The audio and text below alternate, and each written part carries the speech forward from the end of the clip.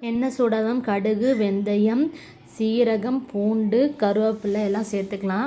அதுக்கப்புறம் சின்ன வெங்காயம் எடுத்து வச்சுருக்கோம், அதையும் சேர்த்துக்கலாம். சின்ன வெங்காயம் வேகட்டும். வெந்ததுக்கப்புறம் தக்காளி, அது வேகிறதுக்கு கல்லுப்பு சேர்த்து வதக்கி விடுங்க. எண்ணெயிலே நல்லா வேகட்டும். வெந்ததுக்கப்புறம் மசாலா சேர்த்துக்கலாம். மல்லித்தூள் 5 கரண்டி போதுமான அளவு. தேவையான அளவு நம்ம மிளகாத்தூள் சேர்த்துக்கலாம். மிளகாத்தூள், மஞ்சள் தூள் இதெல்லாம் எண்ணெயிலே நல்லா வதக்கி விடுங்க. நல்லா வதங்கின பிறகு தேவையான அளவு புளித்தண்ணி ஊற்றிக்கலாம். தண்ணி சேர்த்து நல்லா குழம்பு பச்சை வாடை போகிறவ கொதிக்க விடுங்க. இந்த சைடு துவரம் பருப்பு, கடலைப்பருப்பு 1 மணி நேரம் ஊற வச்சு எடுத்து வச்சுருக்கோம். அதை மிக்ஸி ஜாரில் சேர்த்து வரமிளகா, சோம்பு, கல்லுப்பு சேர்த்து அரைச்சிக்கலாம். அரைச்சி எடுத்ததை கிண்ணத்தில் மாற்றிட்டு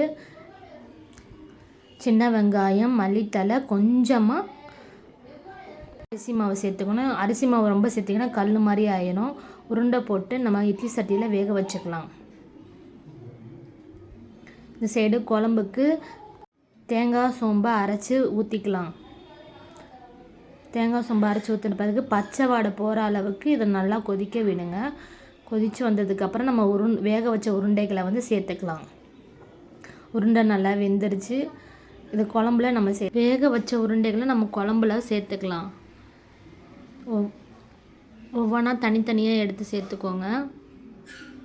சேர்த்ததுக்கப்புறம் ஒரு 5 நிமிஷம் கழித்து தான் நம்ம அந்த உருண்டைகளை திருப்பி போடணும். திருப்பி போடும்போது எல்லா சைடுமே வெந்திருக்கும். இந்த குழம்புல கொஞ்சமாக வெல்லம் சேர்த்துக்கலாம்.